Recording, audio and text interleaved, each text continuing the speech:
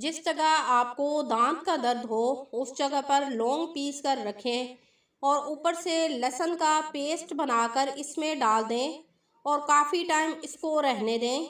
इसके बाद आपके दांत का दर्द और दाढ़ का दर्द फ़ौरन ख़त्म हो जाएगा।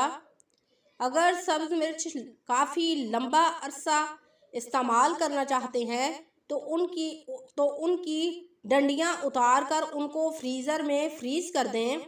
जब ताज़ी ताज़ी लाएं उसी टाइम फ्रीज़र में रख कर इसको फेस कर दें और जब भी आपको इस्तेमाल करने की ज़रूरत हो तो आप इसको निकाल कर इस्तेमाल कर सकते हैं। अगर आपको लिकोरिए की वजह से कमर में दर्द रहता हो तो आप रोज़ाना 4 बादाम, 4 पिस्ता और 4 काजू खा लें और इसके साथ नीम गर्म दूध का इस्तेमाल करें तो आपको लिकोरिया हमेशा के लिए ख़त्म हो जाएगा।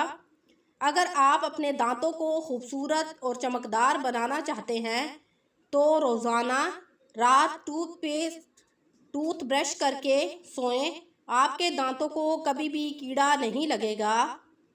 अगर आपको बहुत ज़्यादा ज़ुकाम हुआ है और छींकें मुसलसल आ रही हैं तो आप विक्स का इस्तेमाल करें तो आपको छींकें आना बंद हो जाएंगी और आपका ज़ुकाम भी ख़त्म हो जाएगा।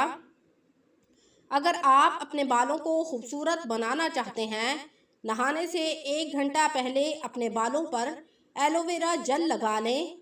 इसके बाद किसी अच्छे शैम्पू से अपने बालों को धोएं तो आपके बाल खूबसूरत, लंबे, घने और चमकदार हो जाएंगे।